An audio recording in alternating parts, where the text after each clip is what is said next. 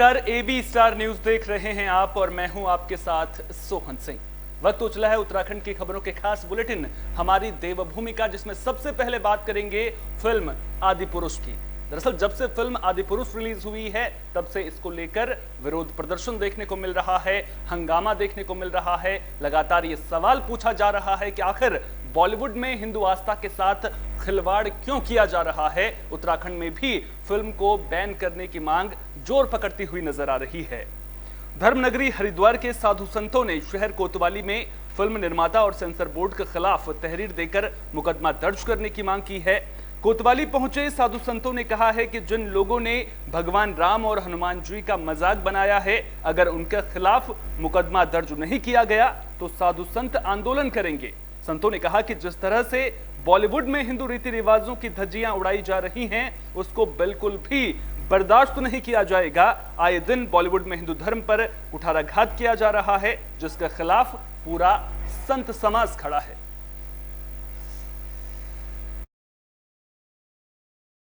आदिपुरुष नामक जो फिल्म है वो एक तरह से हमारी हिंदू धर्म की धज्जियां उड़ाने का काम कर रही है।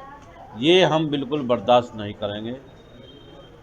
आए दिन बॉलीवुड में जिस प्रकार से हिंदू धर्म पर कुठाराघात किया जा रहा है, ये पूरा संत समाज इसके खिलाफ है। आज उसी के निमित्त हमारे महामंडलेश्वर प्रबोधानंद जी, बाबा हठ योगी जी, हमारे उदासीन अखाड़े के कोठारी जी, महंत जी, सब लोगों ने आज मिलकर एक तहरीर दी है, इस पर मुकदमा दर्ज हो। आज हमने बड़े दुखित होकर के हरिद्वार के सभी संतों ने तय किया कि जो आदिपुरुष फिल्म है उसके जो बनाने वाले हैं और जो आपका कहना चाहिए सेंसर बोर्ड है, ये दोनों अपराधी हैं।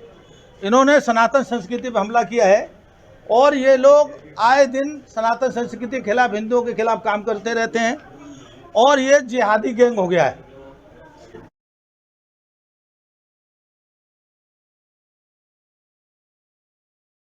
दिनों यूनिफॉर्म सिविल कोड को लेकर देश भर में घमासान मचा हुआ है। कोई इसके पक्ष में बयान दे रहा है, कोई इसके विरोध में बयान दे रहा है। प्रधानमंत्री नरेंद्र मोदी ने भोपाल में एक सार्वजनिक मंच से यूनिफॉर्म सिविल कोड को लेकर के बयान दिया था। उन्होंने इस बात की पैरवी की थी कि देश में सभी के लिए एक कानून होना चाहिए। अब मुख्यमंत्री पुष्कर सिंह धामी ने उसी का समर्थन किया है। एक बार फिर से यह साफ किया है कि पूरे देश में सभी लोगों के लिए एक समान कानून होना बेहद जरूरी है। तो यूसीसी को लेकर उत्तराखंड के मुख्यमंत्री पुष्कर सिंह धामी ने एक बार फिर से साफ कर दिया है कि पूरे देश में सबके लिए एक कानून लागू होना चाहिए। उन्होंने कहा कि हमने इसकी शुरुआत की है और यूसीसी की कमेटी इसी पर काम भी कर रही है। सीएम धामी ने कहा कि संविधान की मूल भावना के तहत इस पर काम हो रहा है, इसी के तहत इस पर फैसला होना है। लंबे वक्त से देश में सबके लिए एक कानून की मांग लगातार की जा रही है।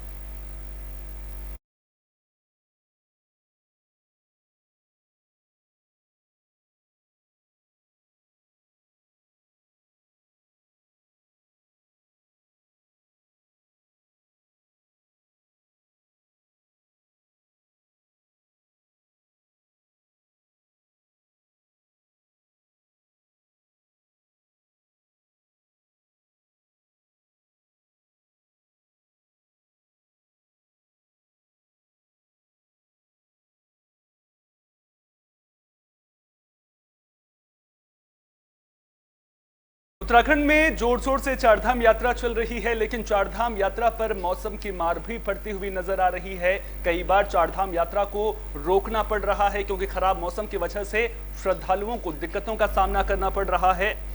चारधाम यात्रियों से मुख्यमंत्री पुष्कर सिंह धामी ने एक बार फिर से अपील की है कि मौसम को देखकर ही तीर्थयात्री अपनी यात्रा को जारी रखें। दरअसल बारिश और बर्फबारी के चलते कई बार यात्रा प्रभावित हो रही है, लिहाजा यात्रियों को कोई दिक्कत ना हो, इसके लिए तीर्थ यात्रियों को मौसम को देखकर ही अपनी यात्रा जारी रखने की जरूरत है। बता दें कि मौसम में परिवर्तन की वजह से कई बार तीर्थ यात्रियों को दिक्कतों का सामना करना पड़ा है, उनकी यात्रा बीच में ही रोकनी पड़ी है। ऐसे में सीएम धामी तीर्थ यात्रियों से बार बार इसी बात को लेकर अपील कर रहे हैं कि उनको किसी भी तरह से कोई दिक्कत ना हो, वे मौसम को देखकर ही अपनी आगे की यात्रा को जारी रखें।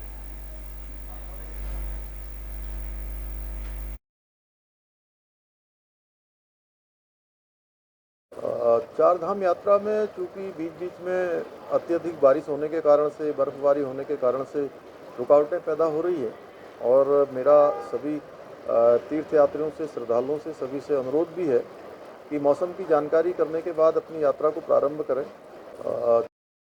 नैनीताल हाईकोर्ट ने उत्तराखंड सरकार को लोकायुक्त नियुक्त करने का आदेश दिया है। दरअसल उत्तराखंड में पिछले 10 सालों से लोकायुक्त को लेकर के कोई फैसला नहीं लिया गया है और अब इस पर मुख्यमंत्री पुष्कर सिंह धामी का बयान भी सामने आ गया है।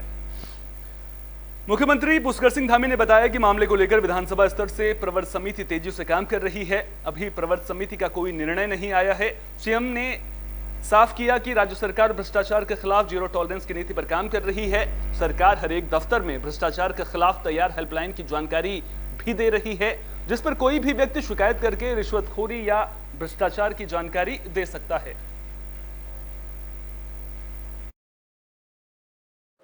देखिए, वो चूँकि एक नया एक्ट बनना था और नए एक्ट के बाद जो है उस पर विधानसभा की प्रवर समिति उस पर काम कर रही है। प्रवर समिति का अभी निर्णय नहीं आया है। प्रवर समिति का निर्णय आएगा तो उसके बाद ही जो है उस पर सरकार कार्रवाई करेगी। हम तो शुरू से जीरो टॉलरेंस की बात करते हैं, भ्रष्टाचार मुक्त उत्तराखंड की बात करते हैं और हमारी ही पहल थी कि जो है एक भ्रष्टाचार के विरुद्ध जो है एक बड़ी लड़ाई होनी चाहिए, भ्रष्टाचार मुक्त भारत होना चाहिए। उसके लिए माननीय प्रधानमंत्री जी के नेतृत्व में आज पूरे देश के अंदर एक नई कार्य संस्कृति भ्रष्टाचार मुक्त भारत की दिशा की ओर आगे बढ़ रही है। बुलेटिन में बात काशीपुर की भी कर लेते हैं, जहां मुख्यमंत्री पुष्कर सिंह धामी ने एरोमा पार्क का शिलान्यास कर प्लाटों का आवंटन कर दिया है। उन्होंने कहा कि आज कैब सेलकुई सुगंध व्यापार संघ दिल्ली तथा essential oil association of India Noida और सिडकुल द्वारा देश के पहले एरोमा पार्क की स्थापना उत्तराखंड में की जा रही है। ये हमारे लिए गौरव की बात है। सीएम ने कहा कि विगत 2 दशकों में राज्य सरकार द्वारा कैंप के जरिए प्रदेश में एरोमेटिक सेक्टर का काफी विकास किया गया है, जिसके जरिए प्रदेश में 24,000 से भी अधिक किसान एरोमेटिक फार्मिंग से जुड़े हैं। मौजूदा वक्त में राज्य में 109 एरोमा क्लस्टरों में सगंध फार्मिंग की जा रही है, जिसके अंतर्गत 192 आसवन संयंत्र स्थापित किए गए हैं। सगंध फार्मिंग के बढ़ते क्षेत्रफल से वर्तमान में एरोमा सेक्टर का टर्नओवर 86 करोड़ से ज्यादा का हो गया है, जबकि साल 2002 में एरोमा सेक्टर का टर्नओवर लगभग 2 करोड़ का था।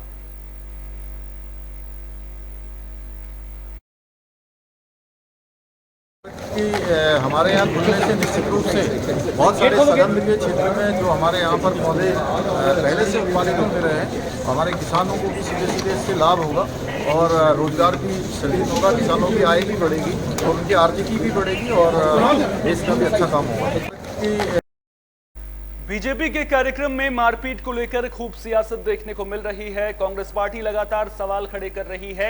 वहीं अब इस पर बीजेपी के प्रदेश अध्यक्ष महेंद्र भट्ट का बयान भी सामने आ गया है। उन्होंने कहा कि जिनके बीच में मारपीट हुई थी वो बीजेपी के कार्यकर्ता थे ही नहीं।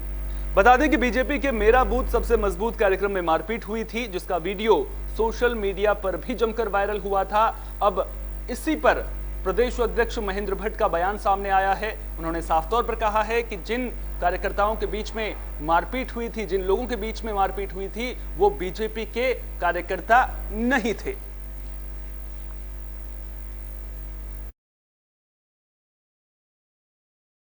अब बाहर के दृष्टिकोण में कोई टिप्पणी नहीं करूंगा। बाहर कई प्रकार के लोग होते, कौन थे क्या थे, वो ना तो किसी ने रिपोर्ट किया ना कोई जानकारी में। आपके कार्यकर्ता ही थे? नहीं, मुझे हमारा कार्यकर्ता लड़ाई झगड़ा नहीं करता है।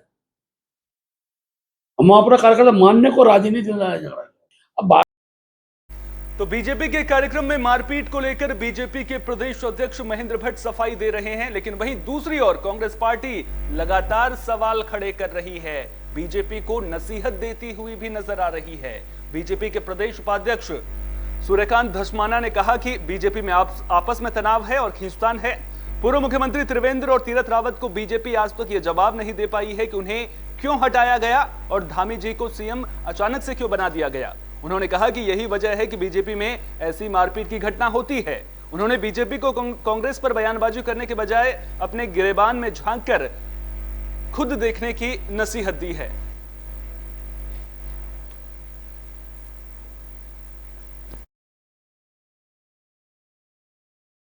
तो जब से देश आज़ाद हुआ तब से लेकर अब तक इतना तो बेमिसाल कभी हुआ ही नहीं कि देश बेरोजगारी में सबसे आगे, मतलब देश की आज़ादी से लेकर अब तक इतनी पैमाने पर बेरोजगारी कभी नहीं हुई जो आज देश को देखने को मिल रही है। 15-15 लाख लोगों से रुपया बैंक के अकाउंट में भेजने का वादा किया था, वो जुमला साबित हो गया। उन्होंने कहा तो जुमला था।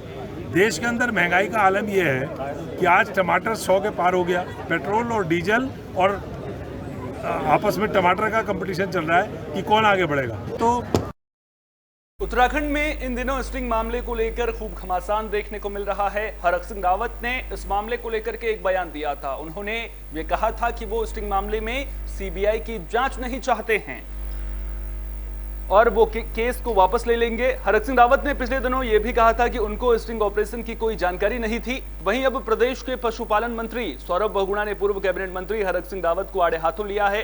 उन्होंने कहा कि हरक सिंह रावत को ऐसे अनर्गल बयानबाजी नहीं करनी चाहिए। उनके मुताबिक हरक सिंह रावत को राजनीतिक हित साधने हैं और इस वक्त कांग्रेस के साथ उनके राजनीतिक हित हैं, इसीलिए वो कांग्रेस की ही हित की बात कर रहे हैं। उनके अनुसार स्टिंग में एफआईआर भी हरक सिंह ने ही दायर की थी।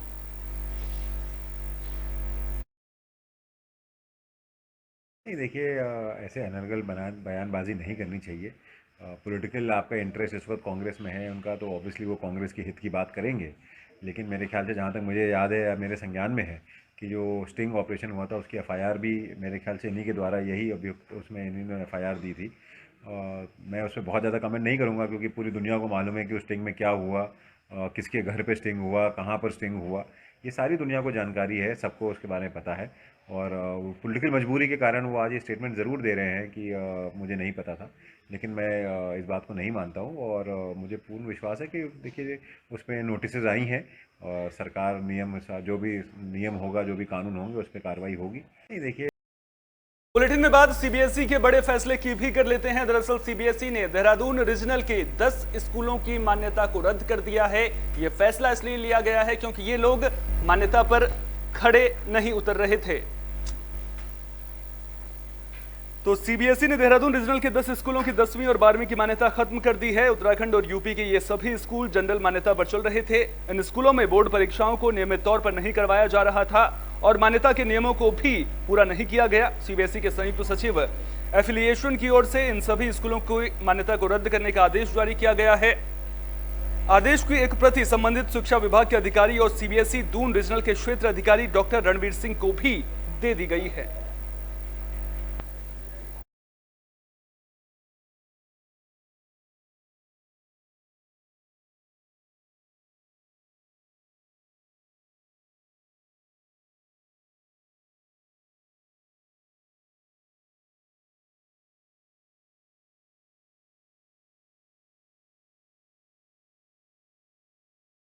बुलेटिन के आखिर में बात हरिद्वार की भी कर लेते हैं। दरअसल हरिद्वार पुलिस को बड़ी कामयाबी मिली है। पुलिस ने लाखों की स्मैक के साथ 2 तस्करों को गिरफ्तार कर लिया है। इसे बड़ी कामयाबी इसलिए भी माना जा रहा है क्योंकि सरकार का लक्ष्य 2025 तक उत्तराखंड को नशा मुक्त बनाना है। तो इसी कड़ी में हरिद्वार पुलिस को यह बड़ी कामयाबी मिली है। बहादुराबाद पुलिस ने पथरी पुल के पास घेराबंदी कर बदमाशों को गिरफ्तार किया है। दोनों बदमाश शाहजहांपुर के रहने वाले हैं जिनके कब्जे से करीब 152 ग्राम स्मैक मिली है जिसकी कीमत करीब 15 लाख रुपए बताई जा रही है। हरिद्वार पुलिस को एक बड़ी सफलता हासिल हुई है जिसमें 2 ड्रग डीलर जिनके पास से लगभग 152 ग्राम स्मैक जिसकी कीमत 15 लाख है वह पकड़े गए हैं। और चूंकि अभियान बृहद स्तर पर हमारे द्वारा चलाया जा रहा है, पूर्व में भी ऐसे बहुत सारे ड्रग डीलर्स को बस्ट किया गया है, उनके खिलाफ आपराधिक इतिहास उनका पता किया गया, उनके खिलाफ कार्रवाई भी की गई है। इसी क्रम में एक बड़ी सफलता कल हरिद्वार पुलिस के हाथ लगी है जिसमें 2 अभियुक्त गिरफ्तार हुए हैं। दोनों ही उत्तर प्रदेश के रहने वाले हैं और ये दोनों नशे के आदी हैं और जो नशा ये खरीदते हैं स्वयं सेवन भी करते हैं, साथ ही फुटकर में इसको बेच करके धनराशि अर्जित करते हैं। हरिद्वार पुलिस को उत्तराखंड की खबरों के खास बुलेटिन हमारी देवभूमि में फिलहाल के लिए इतना ही। देश दुनिया की तमाम अहम खबरों के लिए बने रहिए AB स्टार न्यूज के साथ। फिलहाल दीजिए इजाजत, नमस्कार।